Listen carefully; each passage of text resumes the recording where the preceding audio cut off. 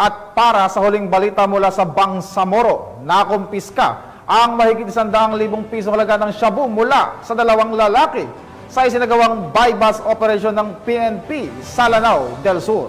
Ang balita mula kay Patrolwoman Judy Ann Alibo. Nasabat ang tinatayang 136,000 pesos halaga ng shabu habang arestado ang dalawang sospek sa isinagawang Marantaw MPS buy-bust operation sa Barangay Kamalig, Bandara, Ingod, Marantaw, Lanao del Sur noong 11 ng Nobyembre taong kasalukuyan.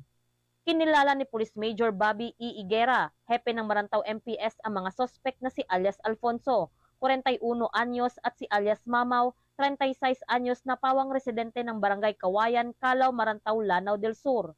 Naging matagumpay ang operasyon dahil sa pagtutulungan ng mga tauhan ng Marantaw MPS at pagkakakumpiska ng 9 na piraso ng heat-sealed transparent plastic sachet na naglalaman pinaniniwala ang shabu na may tinatayang timbang na 20 gramo at nagkakalagang 136,000 pesos, isang bundle ng budol money na tig 1,000 piso na ginamit bilang buy-bust money, 2 piraso ng improvised tutor, isang Yamaha NMAX, 3 piraso ng identification card at 2 piraso ng belt bag.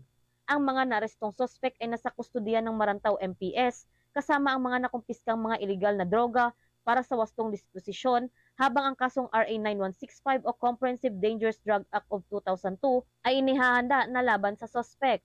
Patuloy na magsasagawa ng mga operasyon ng ating kapulisan para mahuli ang mga taong may pananagutan sa batas para mapanatiling mas maayos, tahimik at maunlad na bagong Pilipinas. Mula rito sa reyon ng Bangsamoro, ako ang inyong PNN correspondent, Patrolwoman Judy Ann Alibo, alagad ng batas, taga-taguyod ng Balitang Pulis.